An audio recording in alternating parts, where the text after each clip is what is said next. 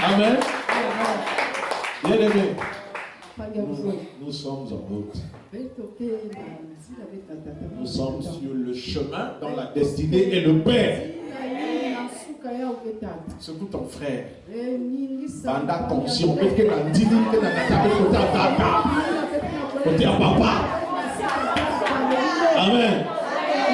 Nous sommes en route pour le ciel. Amen. N'acceptez pas ces mensonges-là qui aujourd'hui sont répandus. J'ai bien dit mensonge. J'ai entendu quelqu'un qui est en train de prêcher et qui perd le temps. Quand il est tourné de prêcher la parole de Dieu, il faut dire de vraies choses. Bien aimé, nous avons un choix à faire. Amen. Jésus élève. Jésus bénit. Jésus rend prospère. Mais la prospérité n'est pas notre but. La prospérité à la manière du monde, ce n'est pas notre but. Alléluia. Notre but, c'est le royaume.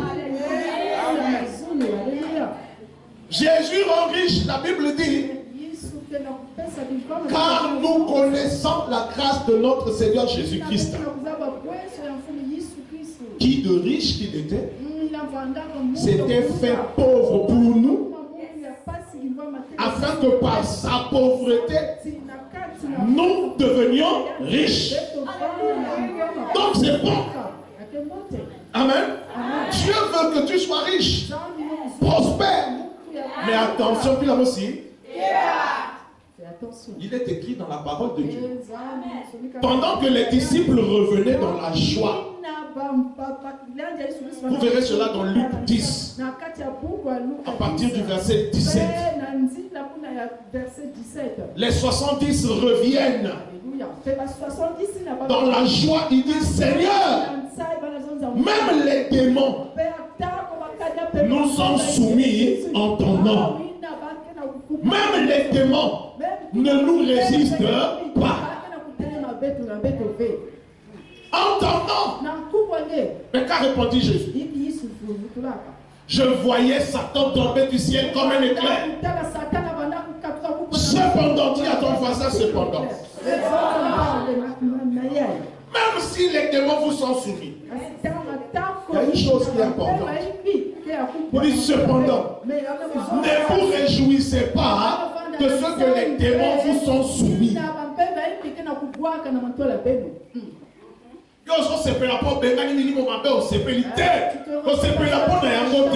Les démons ne te réjouissent pas parce que tu as chassé les démons. Mais c'est pas la peine de comment nayo et comment na buku ya bomo na lifalo.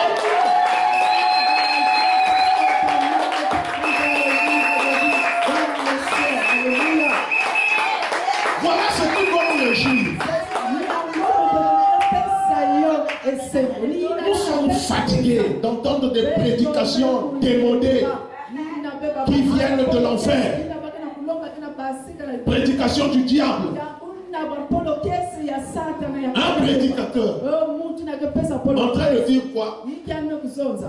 Non, peut-être que Jésus ne revient pas parce que toi tu n'es toujours pas riche.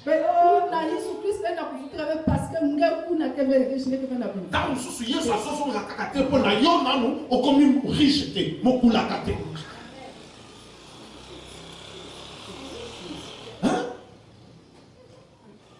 Il ne revient pas pourquoi? Dites à ce prédicateur, toi tu dis pas la Bible. Et puis tu aimes le mensonge. L'argent t'a donné des bimboïles. Oui, oui. L'argent donne des bimboïles. Tellement tu es devenu riche. Qu'est-ce que tu as les choses? Mais et il disait même que la prophétie riche en 3 secondes. En 3 jours. En 3 jours. Donc il va prier pour toi. Il va prophétiser sur toi. Et en 3 jours, tu deviens riche. Dites-lui dans la Bible. La Bible dit qu'il vaut mieux avoir une richesse qui part d'un petit point et puis ça grandit.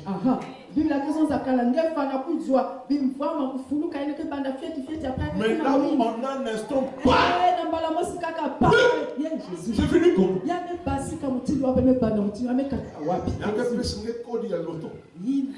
de code de l'auto.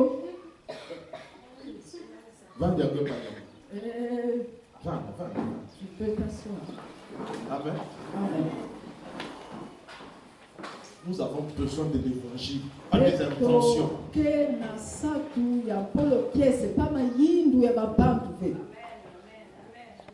Riche. Amen. Je ne sais pas qu'est-ce qu'elle cherche. Mais nous avons vu qu'il est tombé sur ça. Paul dit, quand j'ai le manger, j'ai le boire, cela me suffit. Amen. Amen. Il y a la possibilité d'ajouter d'autres choses. La Bible dit que le Seigneur ne tarde pas dans l'accomplissement de sa promesse. Il a promis qu'il revient. Mais qu'est-ce que nous remarquons? Ça fait 2000 ans. Il ne revient toujours.